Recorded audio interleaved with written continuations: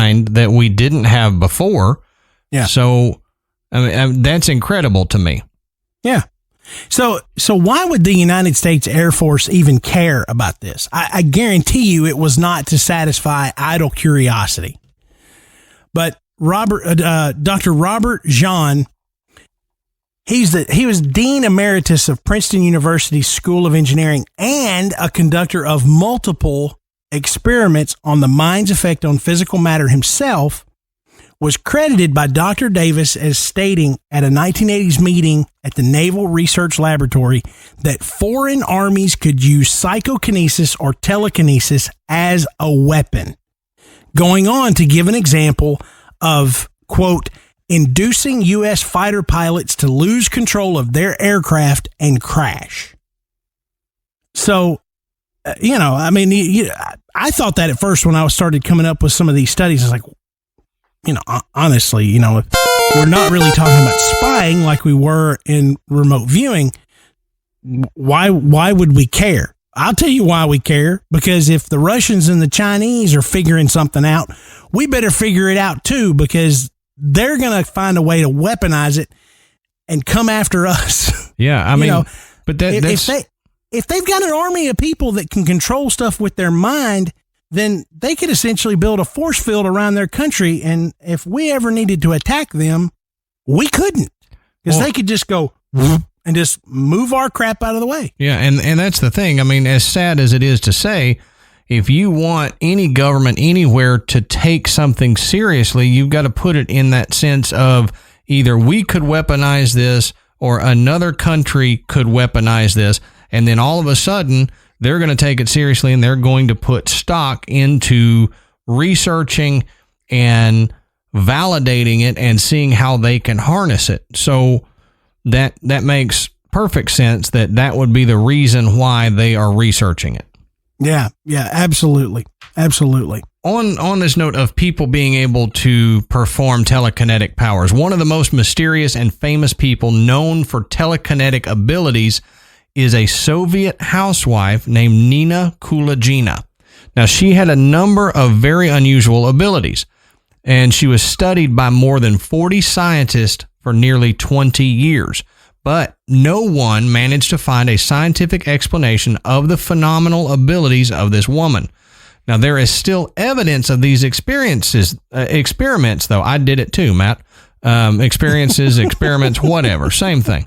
Now, there's still evidence of this in the form of videos and documentary films. So what was Nina Kulagina capable of? Well, she could move small objects with the power of thought, and she could change the trajectory of their movements without touching them. So she could also emit ultrasonic waves, which is documented and proven. So during the Cold War, these silent black and white films showcasing Nina Kulagina's abilities were released by the Russian government. Now, as Adam said, in these films, she appeared to move objects on a table in front of her without touching them. Now, the films were reportedly made under controlled conditions, and this sparked pretty significant interest in researchers around the world who wanted to accept them as proof of the existence of psychic ability. Now, claims were made that Kulagina had been able to separate egg yolks from whites, which were submerged underwater, without touching them. So essentially, they would crack an egg underwater, release, the yolk and the whites, and without touching them at all, she was able to use her mind to bring the yolk out of the whites. Now, it was noted during this experiment that Nina had exhibited an increased heart rate, increased brainwave function, as well as there being a notable electromagnetic field. Now, fearing that she may somehow be utilizing magnets to accomplish this feat, she was tested again, but this time she was placed inside of a metal cage. Yep, this is Russia, folks. Nina was able to remove a marked matchstick from a pile of matchsticks that were covered by a glass dome. So that's impressive. Yeah, I mean, any of that, the egg yolk, or a lot of people have trouble getting an egg yolk out of an egg white with their hands. I can't do it. So to do it with your brain underwater, that's incredible.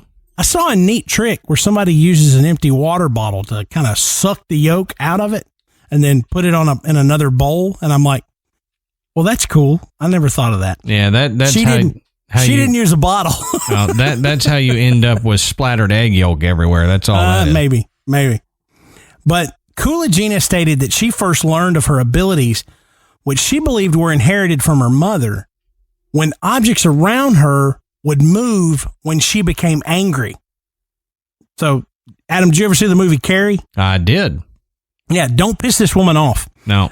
So, one of her more famous exhibitions came in March of 1970, where she was presented with a frog heart, which was suspended in a solution, which kept it beating. Now, I just want to see that. I'm impressed with that. You've got some solution that you can put a frog heart in and it will continue to beat. That's pretty cool. Yep, I need that. If you show me that, I'm just going to be like, wow. Yeah, right. But they took it a step further. So while monitoring the heart, scientists reported that Nina was able to speed it up, slow it down, and then stop it all together. Okay. See, I said, don't piss this woman off. Yeah, and that's a weapon right there. If she can stop a frog's heart, what else can she do? No kidding. But she actually tried.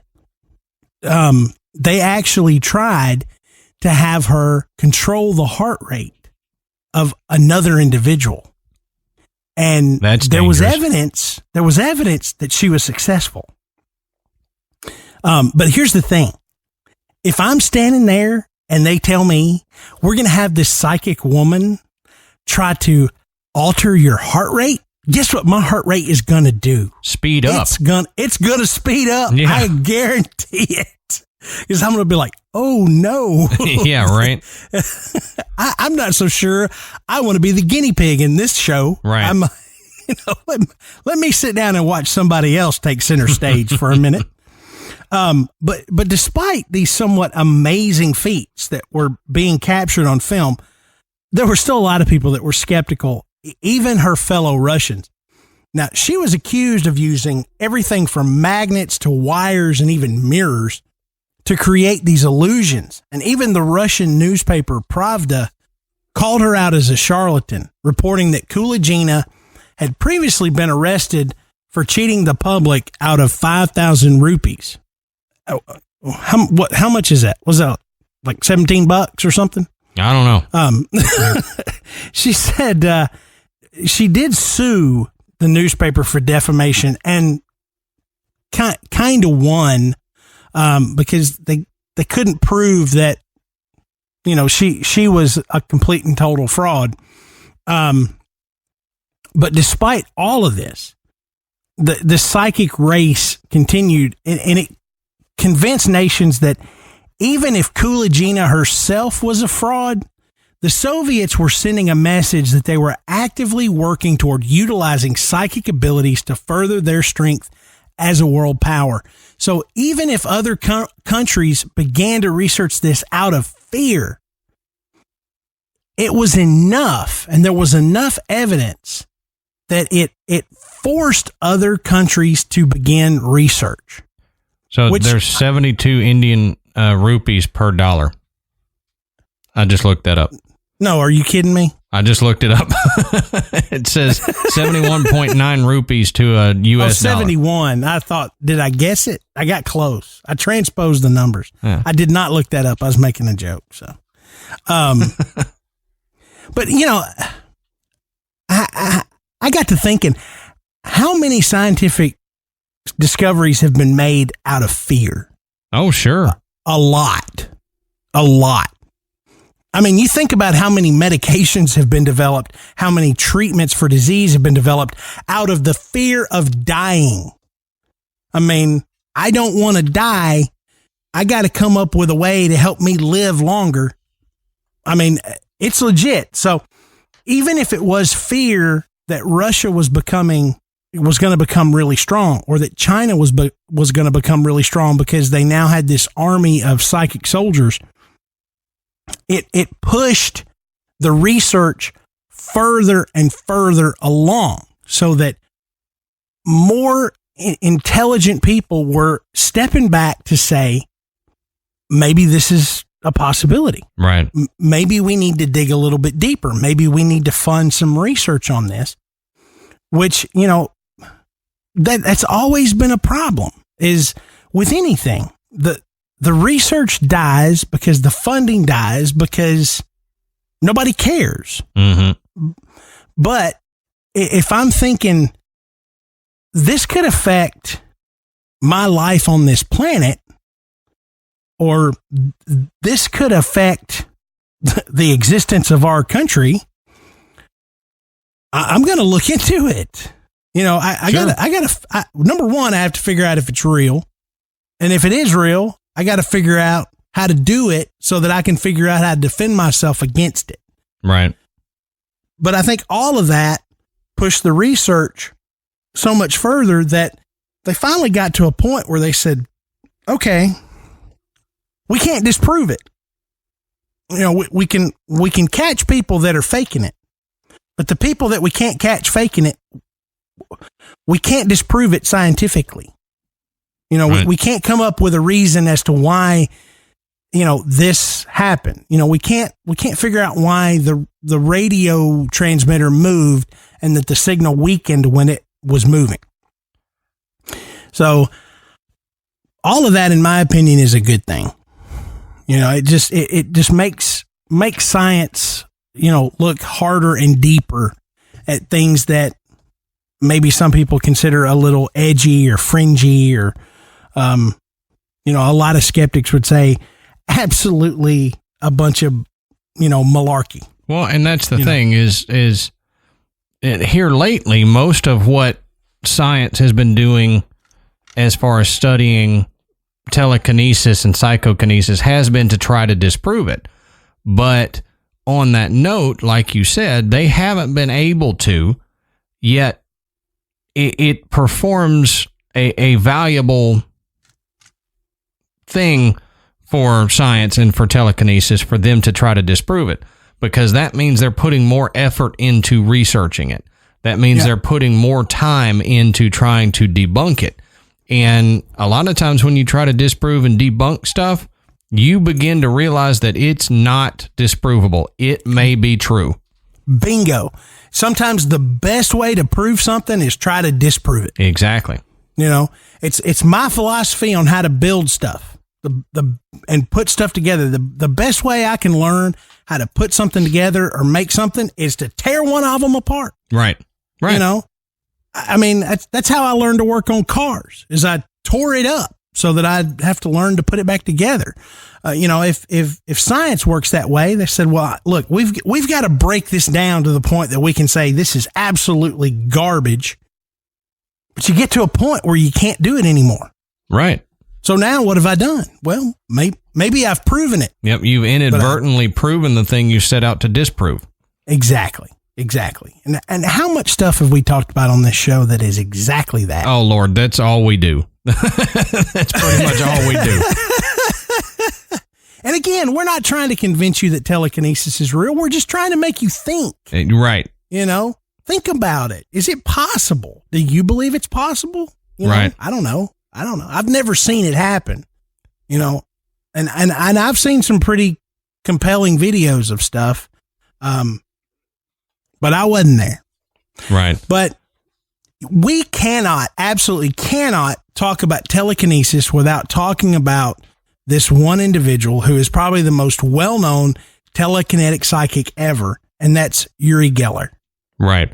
And like Matt said, it wouldn't be a show if we didn't talk about Uri Geller, and you may have no idea what telekinesis is before we got into this episode, but I guarantee you know the name Uri Geller. He's been around for decades, and he's been all over TV and everything. Well, who is Uri Geller? Well, Uri Geller was born in Israel on December 20th, 1946, and his parents were of Hungarian and Austrian descent, and he's apparently distantly related on his mother's side to Sigmund Freud. So that's some claim to fame there, I guess. Now, at the age of 4, he had a mysterious encounter with a sphere of light in a garden near his house. Now, a retired Israeli Air Force officer who was an eyewitness to this encounter validated the mystifying events decades later. And the evidence around that, the description of that event is sparse and, you know, it's not worth going into here, but he had a mysterious light encounter.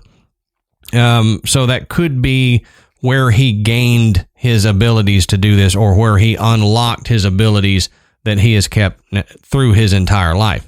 Yeah, and now later, Uri Geller would actually make a claim that his abilities were a gift from extraterrestrials. Right. Which maybe it was a light from outer space. We'll never know. You never know. We weren't there. I'm kind of like, I was with you up until that point, Yuri. Yeah, you know? right. It's right. like, wait a minute, slow down. Well, if that's the case, then he first became aware of his unusual powers when he was 5 years old. One day during a meal, his spoon curled up in his hand and broke. Now, although he had applied no physical pressure to it, it did it. It just curled up and snapped in his hand. Well, his parents were somewhat shocked, and Yuri did not mention this incident to anyone else at the time. They were probably mad, too. Yeah, I mean... Man, what are you doing breaking our spoons? Kids breaking spoons, I'd be a little mad. It's a good spoon. Right? And that's why we can't have anything nice, Yuri, is you break all of our nice silverware. Well, he developed these powers in school by demonstrating them to pupils. Now, his mother thought he inherited them from Sigmund Freud.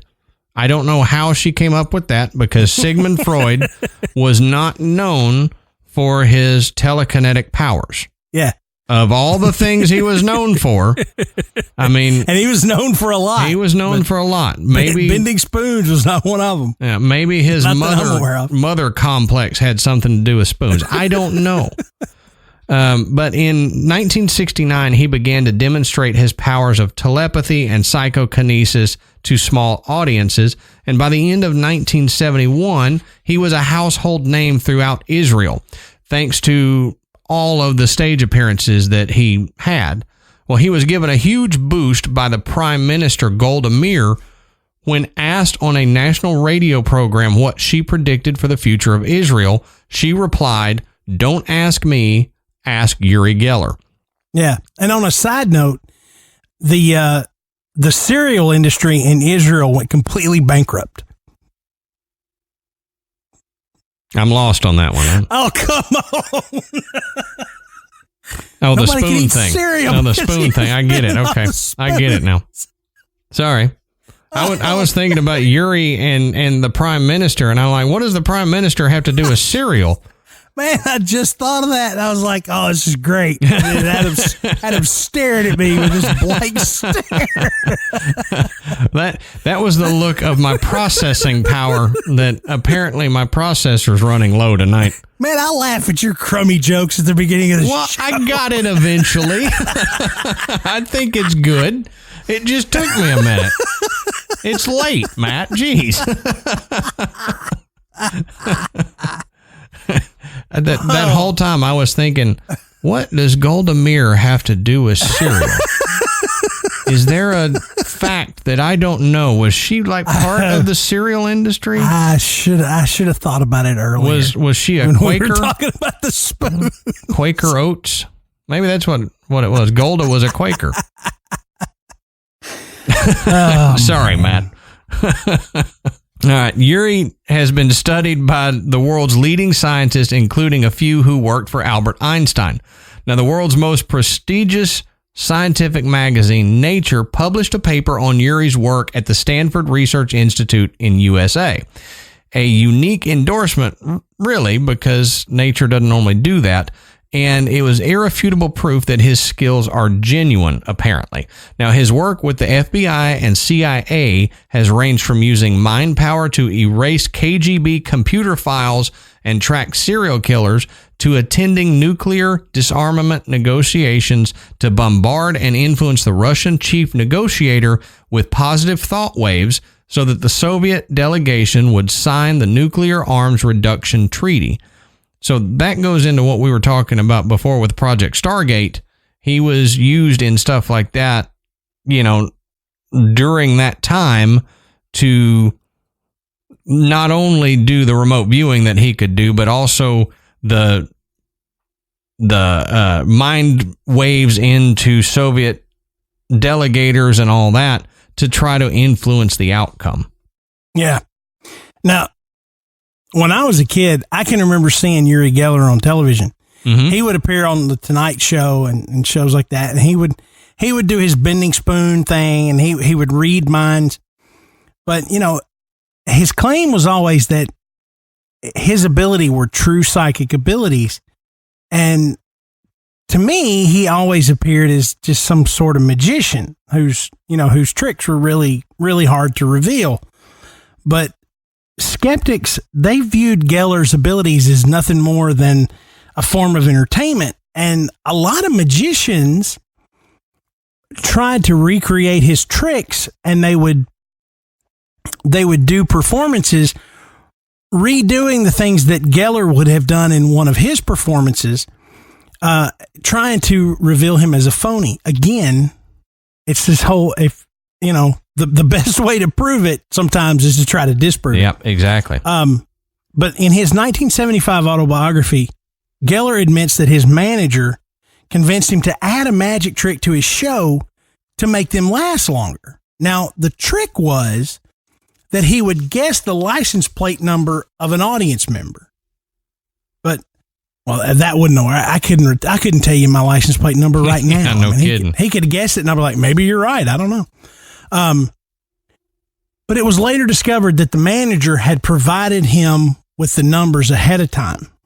Now, despite that, Geller continued to insist that his abilities were authentic, and he had become the most famous spoon bender around. I can't get off the spoons. So oddly enough, like I said earlier, inspiration for that song Spoon Man. Maybe. See, I matched your bad joke. I thought mine was better. It was better. It was better. I'm sorry. But the question is, did he really, or does he really? He's still alive. Mm-hmm. Possess these abilities? He thought so, and so did the U.S. government, according to a declassified CIA document released in January of 2017. This document details a series of tests performed on Geller in 1973 over the course of 8 days. Now, Geller, who was kept in a sealed room, showed that he could read minds by copying complex pictures drawn elsewhere. So in one case, hundreds of miles away, there was someone drawing a picture, and he is drawing the same picture. Now, this also occurs in remote viewing. Mm-hmm. We see very similar activities with remote viewing. So that's essentially what he is doing. He bent metal objects and planted thoughts in other people, and claims that those who tested him witnessed poltergeist activity when items disappeared and rematerialized, and they were not only left baffled, but in some cases just really frightened that, these things were happening, and that there was actually a person that could do this. So, like we said, he is still alive. He's 72 years old. He lives in Tel Aviv, I believe, or just outside of Tel Aviv. He still continues to make future predictions. He's still bending spoons for famous visitors that come and visit him. And in fact, he displays these spoons on his 1976 custom built Cadillac. look, I tell you all the time, go look at pictures. Go look at this car. It is covered with spoons. I mean, it's insane. I'm stuck on the spoons. I can't get away from it. I just think it's hilarious. But anyway, and he still does the mind reading stuff. But to this day, I would say he has got to be the most famous psychic that's ever been, and his stuff still it holds true. I mean, no one has fully been able to disprove his abilities. I got to say, I don't know if he's legit or not. If he's not, he's carried this on for a really, really long time. It's one of the best ruses I've seen. If he's not legit, yeah. I mean, we're talking more than 50 years. Yep, he's been doing this stuff, and I'm like, if they hadn't figured out how to debunk everything you can do in 50 years, then maybe you are the real thing. Right. No kidding.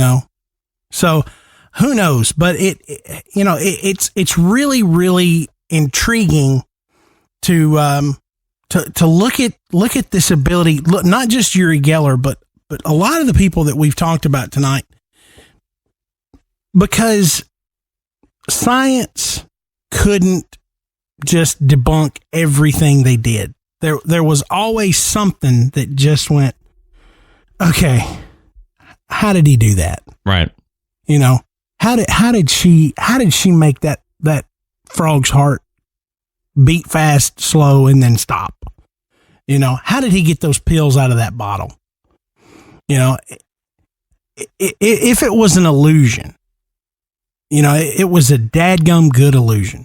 Well, and under studies like that, they can't really do illusions if you're being studied by scientific professionals in a controlled environment where That's they right. couldn't set up the task beforehand.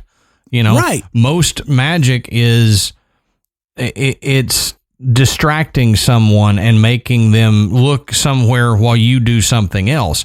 And if you're in a controlled laboratory environment, you can't do that. So to me, that lends a lot of credence to it. And until science actually debunks everything, to me, I feel like there is validity in telekinetic powers. And, I have seen some guys do close-up magic that is amazingly impressive. But at the end of the show, I know it's a trick. Right. And I'm not being told that it's not a trick. My eyes and my brain are being fooled by sleight of hand. And I know that, so I'm okay with it. I'm impressed and I'm entertained, but I'm not frightened of it. Mm-hmm. So you can imagine in the 60s and 70s, especially during the Cold War, people demonstrating these abilities under quote unquote controlled environments under, the commission of a government, especially the government of what would be considered a superpower. How frightening that must have been for the people that were in on it. Mm-hmm. To be told this is not a trick, this is not an illusion, we're not fooling you, this is the real deal, and this is really happening. Mm-hmm. So, again, governments aren't above misinformation and propaganda and even, just a straight out ruse to, forward their own cause. But there just seemed to be so much evidence that, I think that at its core, there's more to it than what we really know, what we really fully understand. Oh, absolutely. And I think it would be a shame if, science just had gotten to the point where they were like, we're giving up on it. Because I do think if there's even the slightest chance that there is some ability that we as human beings could harness, it should be studied. I agree. And, you know, I don't know that it's being studied legitimately now. I think there are people that are practitioners of, you know, psychic ability and telekinesis and whatnot. But I think we're really just scratching the surface talking about telekinesis and psychokinesis. And I think in future episodes, you're going to hear us talk more about some other things that are truly baffling. You know, things that you just cannot explain. And it just goes to speak to the idea of maybe there are people that have been able to tap into this energy and do some things that we just, the rest of the population just isn't ready to do or even accept just yet. Right. Which that brings us to the part of the show here where we ask you guys to let us know, what do you think? Do you think telekinetic powers and psychokinetic powers are legit? Do you think these people have been fooling all of us for decades into believing that they have some kind of power that they don't, and it is just a magic trick? Or do you believe, like Matt and I do, that there is something to this that we just haven't fully begun to understand yet? Is it a part of physics that we haven't researched and developed yet? Is it something that is never going to be within the realm of our understanding? Let us know. Hit us up on email or in our Facebook group or something like that, and let us know what you think. Yeah. And be sure and go and check out our Graveyard Tales website. It's graveyardpodcast.com. And on the website, you can find links to buy our merchandise. You can listen to the show. You can find out a little bit more about Adam and myself. And you can become a patron, and we always want to thank all of the folks that have donated their hard-earned money, even if it's just $1. All of that money goes in to making the show better for you guys. As Adam mentioned at the top of the show, please like and review us on whatever podcatcher you use. Those reviews just bring more people into the graveyard, and they stroke Adam's ego a little bit. A little bit. But you know, thank you everybody for listening. Thank you for all the great comments and participating in our Facebook group, which is absolutely fantastic. We are on Facebook, Instagram, and Twitter. Adam is the main tweeter out there. But until next time, we will save you a seat in the graveyard. See you soon.